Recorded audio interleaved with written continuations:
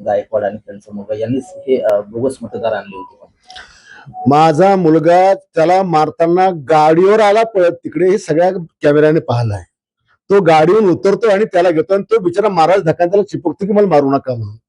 आणि यांनी पण त्याला मार कोणी म्हणून तू बाबा इथनं जा, कोणी हेच करेल ना, काय चुकीचं केलं त्याने.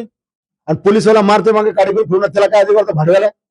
हा, तू त्याला पहिले हाय का, तो खराब बोगस पकडणं पहिले. सर्वात कमी बुलढाणा ते जे मतदान बुलढाण्यामध्ये कमी झाल्याचं दिसतं ते झालेल्या मतदानाच्या 75% आहे. आम्ही नरडा ताणून जाणून सांगतो की अरे हे जे लोक नाहीच आहे ते यादीमध्ये, तर ते काय आकाशातून खाली येतील मतदान करायला? काढा ना तुम्ही, तेव्हा तुमचा टक्का वाढेल ना. तुम्ही 100% मतदार नावं दाखवता आणि त्यातले 30% नावं हे लोक जिवंतच नाहीये का, कधी गाव सोडून गेले, ते कसे येतील मतदान करायला? निकालावर याचा काय परिणाम? निकाला काय, मतदान यादीमध्ये मतदार जास्त दाखवणं आणि मतदान कमी होणं, याला जिम्मेदार हा निवडणूक आयोग यांनी काढलं पाहिजे. तेव्हा खऱ्या अर्थानं निवडणुका पारदर्शकपणे होती, जास्तीत जास्त मतदाराला मतदानाचा हक्क बजावता येईल. तुम्ही मतदारसंघात 5,000 मतं आहे म्हणतात आणि त्यातले 1,500-2,000 मतं गायब आहेत, मेलेले आहेत. याला काय अर्थ आहे? कसं करता 5,000 प्रभाग पाडला तुम्ही? मग अपेक्षित होता, मात्र आता निवडणूक आयोगानं हा निकाल लांबवला आहे. कसं पाहताय? नाही, निकाल लांबवण्याची आवश्यकता नव्हती. आता नगरपालिकेचा या नगरपालिका त्या नगरपालिकेत फरक पडत नसतो, तो तेवढ्यापुरता शहरापुरता असतो. आणि त्याच्यामुळे आता 20 दिवस जी प्रशासकीय कामं आहेत नगरपालिकेच्या माध्यमातून केली जाणारे किंवा इतर, ही मागे पडणार आहेत. त्याच्यामुळे निवडणूक आयोग का संपूर्ण महाराष्ट्रासाठी वेठीस धरतं मला हे कळत नाही. करता हा निवडणूक आयोगाकरता या सरकारने काहीतरी कायदे केले पाहिजे, याला वट्टीवर आणलं पाहिजे की हा मनाचे कायदे सगळे आणतो. मतदार यातले बोगस नावं काढत नाही, खोटी नावं काढत नाही, मिळेल नावं काढत नाही, जे तरुण झाले त्यांचे नाव टाकू देत नाही. असे कोणते निवडणूक आयोगाचे कायदे?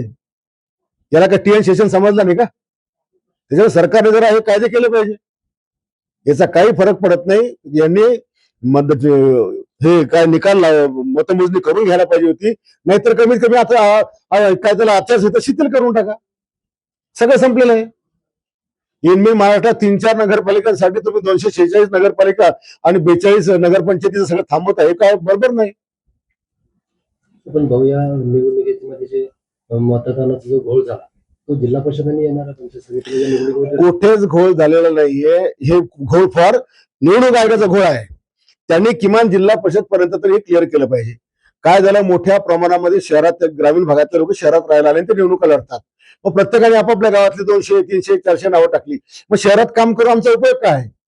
ऐन वेळेस जर बाहेरचा मतदार येऊन जर लोकांना जिंकवत असेल तर आम्ही इथं काम करून आमचा उपयोग काय? इथल्या लोकांच्या प्रश्न आमचा फायदा काय? ती जयश्री शेळकी जी टवटव करते, तिचे 1,500 नाव बुलढाणा शहरात आहे. तिच्या PAचं नाव बोगस बुलढाण्यामध्ये. ते काय बोलतील उभाटावाले प्रवक्ता? 1,500 नाव तिचे स्वतःचे टाकेल तिने, तिच्या PAने बंधन केलं खेड्यात असून. काल ज्या पद्धतीनं आरोप झाले, कसं उत्तर देणार तुम्ही? बघा, काल बुलढाण्यामध्ये जे दाखवलं गेलं आणि आमच्या बुलढाण्याला बदनाम करायचा प्रयत्न का झाला. मला एक सांगा की आता बुलढाणा शहरामध्ये अनेक मतदारांचे नावं हे त्या प्रभागामध्ये होते आणि तिथे गेले की सांगायचे की तुमचं दुसऱ्या प्रभागात नाव आहे, तिकडे गेले की तिसरं ठिकाण नाव आहे.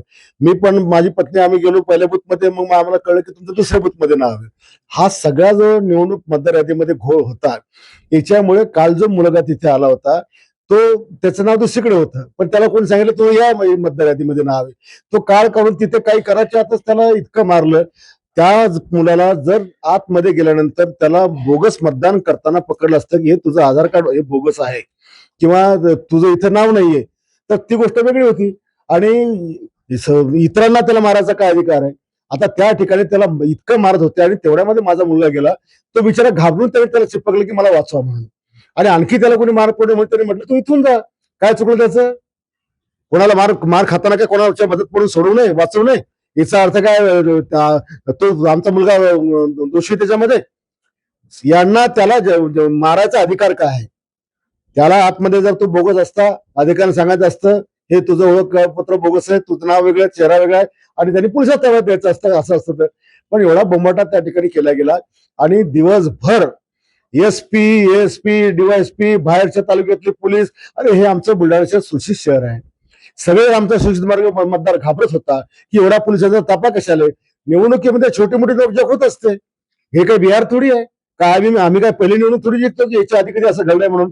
पण माया बीजेपीचा जो उमेदवार होता उपरा उमेदवार यांनी इतका त्या सीएम ऑफिसला फोन करून त्रास दिला की आमचं बुलढाणा बिहार चालू आहे, अमुक चालू आहे. त्याला माहिती आहे त्याचं डिपॉझिट जाणार आहे म्हणून. आणि म्हणून त्याचा तळफाट चालू होता आणि सीएम ऑफिस त्याला बळी पडत होतं आणि सारखं पोलिसांना पळवायचं. पण या जी दहशत बुलढाण्यामध्ये पोलिसांची लोकांनी पाहिली, बुलढाणेकरांनी पाहिली, तर हे बुलढाणेकरांना काही पटलेलं नाहीये, आम्हालाही पटलेलं नाही. मी एसपीला बोललो हे काही तुमचं बरोबर नाही म्हणून. अशा पद्धतीनं दहशत पोलिसांची निर्माण करणं आणि सगळीकडे व्यवस्थित चाललं होतं. जर समजा काही बोगस चाललं तर त्यांचे एजंट होते पकडणारे, सगळ्या पक्षाचे अधिकारी होते. ही पद्धत नाहीये. पण